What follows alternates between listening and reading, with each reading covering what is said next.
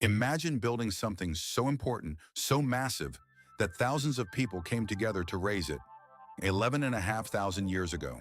Before farming, before the wheel, before writing, before the first city, the first metal tool, the first pot of clay. There was no civilization yet. And yet, on a hilltop in what is now southern Turkey, someone built this.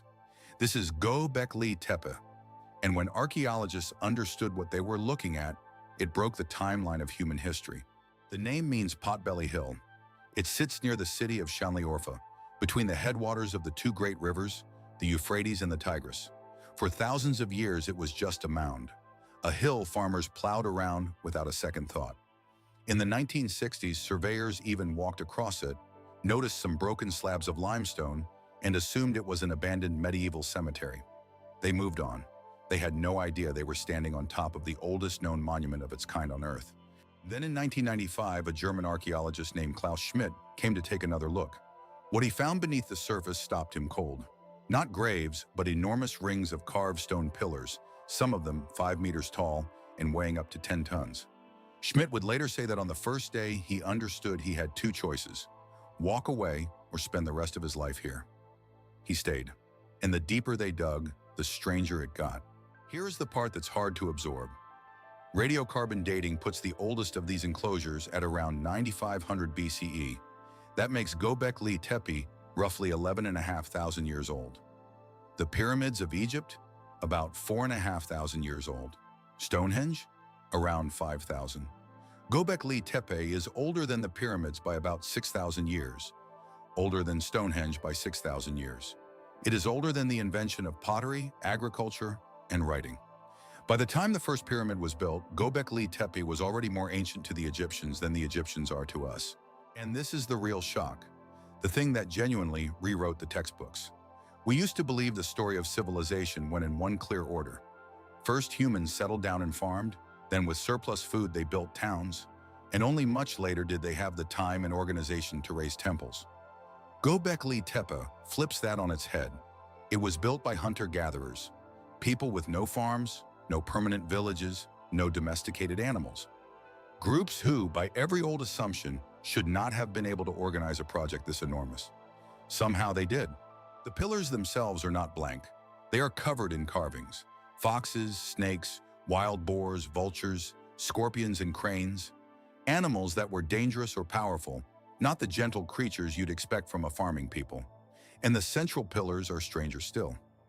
Look closely and you can see arms bending down the sides, hands meeting at the front, and belts and loincloths carved across them. These aren't just stones. They appear to be giant, abstract, human-like figures. Beings, perhaps, standing in a circle. Who they were meant to represent, we don't know. So what was it for?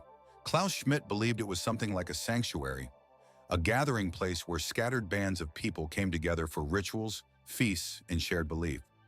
His famous idea was that it wasn't farming that came first and made religion possible. It was the other way around. Maybe the need to gather, to build, to believe together is what forced these people to settle down and eventually invent farming to feed the crowds. In his words, first the temple, then the city. It's a beautiful theory, and we should be honest that it is still debated. Newer excavations suggest people may also have lived around the site, not just visited it. The truth is, we are still arguing about what Göbekli Tepe actually was. And then there's the deepest mystery of all. At some point, the people who built Göbekli Tepe did something almost unbelievable. They buried it, on purpose.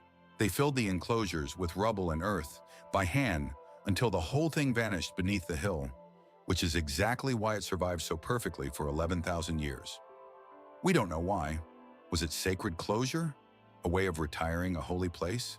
Fear? Reverence? No one has ever found the answer. They sealed their masterpiece away and they left no explanation. Now here's where we have to be careful, because this is where fact ends and theory begins. In 2024, a researcher proposed that the marks on one famous pillar might be the world's oldest calendar, even a record of a comet striking the Earth at the end of the last ice age. It's a fascinating idea, and it made headlines around the world. But most archaeologists are not convinced. The evidence is thin, and there are simpler explanations for those symbols. So treat it as what it is, an intriguing possibility, not a proven fact. The honest answer about much of Göbekli Tepe is still the most thrilling one. We don't fully know. And we may be only at the beginning. Geophysical scans suggest there are around 20 of these enclosures buried in the hill, and so far only a small fraction has been excavated. Nearby, sister sites like Karahan Tepe are revealing the same astonishing world. Every season, the ground gives up a little more. Göbekli Tepe matters because it humbled us. It told us that ordinary people, hunters, gatherers with stone tools and bare hands, were capable of wonder, of organization, and of belief on a scale we never imagined possible that early. The story of civilization is older and stranger than we were ever taught. 11,500 years ago, someone stood on this hill and decided to build something that would outlast everything they knew. They succeeded, beyond anything they could have dreamed. We're still standing here, trying to understand them. If this is the kind of question you don't want to die without thinking about, subscribe. There's a whole world of them, and we're just getting started.